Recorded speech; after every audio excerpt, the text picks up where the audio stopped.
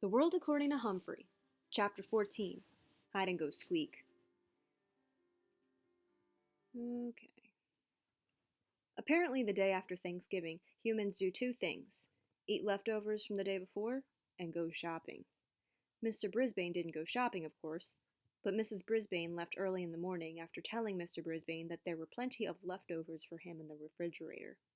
So there I was, stuck with old Sourpuss, and all he did was sit in his wheelchair looking unhappy. I'd much rather have been hanging out with Principal Morales or chatting with Saya's family.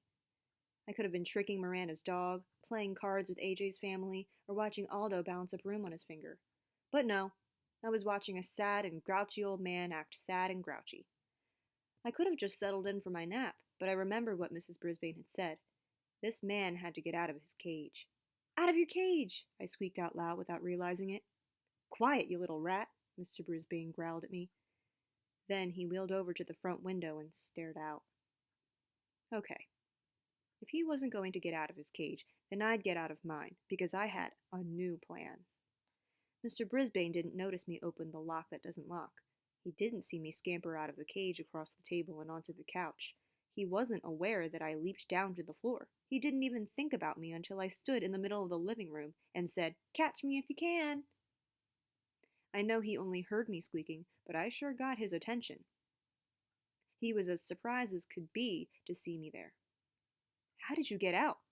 And how am I ever going to get you back in?"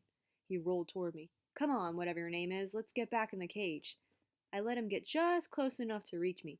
He bent forward, cupping his hands, but just as he reached out to grab me, I dashed over to the opposite side of the room.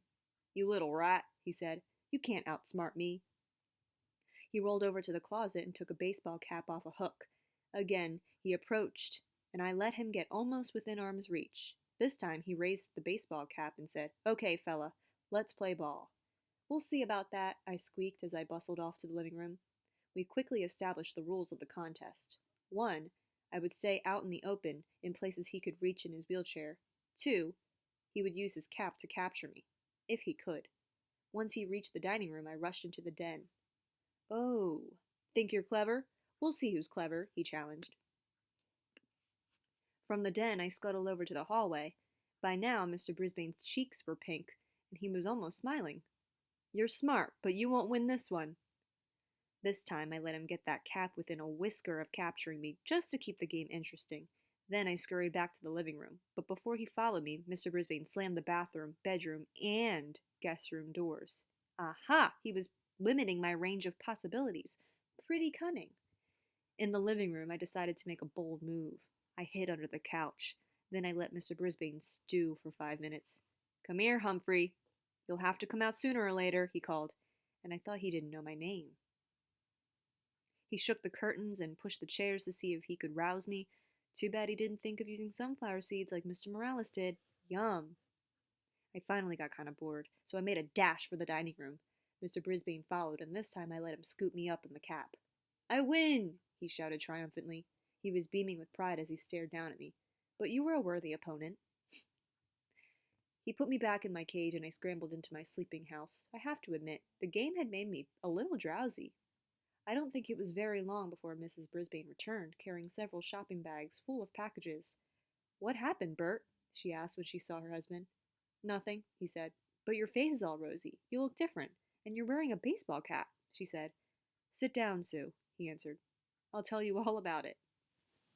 He told her every detail of our match, chuckling and swinging his cap back and forth. "I guess there are some things I still can do," he said. "Now how about a game of gin rummy?" Mrs. Brisbane was almost speechless. "Okay," she said, starting to get up. Mr. Brisbane waved her away with his cap. "I'll get the cards. You just sit." As he wheeled into the den, Mrs. Brisbane turned to me and quietly said, "Thank you, Humphrey." Mr. Brisbane didn't frown the rest of the day and evening, except when Mrs. Brisbane beat him at cards. The next morning, which was Saturday, she couldn't even find her husband. "Where could he be?" she asked me. "He hasn't left the house in months." A minute later, he came into the house from the garage, his lap full of boards and bricks and things. "I've got an idea for our friend Humphrey," he said. Mr. and Mrs. Brisbane spent most of the rest of the day building an obstacle course on the coffee table in the den. They lined up boards along the side, so I couldn't stray too far, and then they set up things for me to climb over and climb under, like bricks with holes to hide in and a big cardboard tubes, and Mr. Brisbane constructed a series of ramps for me to climb. Oh, we had a wonderful day.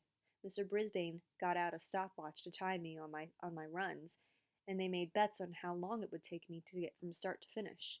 Mrs. Brisbane even added a few treats to the maze. Bits of apple and biscuit.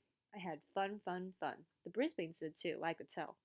On Sunday afternoon, the Brisbanes invited their neighbors over to watch me run my maze. Mr. and Mrs. Robinson brought their 5-year-old twins along. Glad to see you looking so chipper, Mr. Robinson told Mr. Brisbane.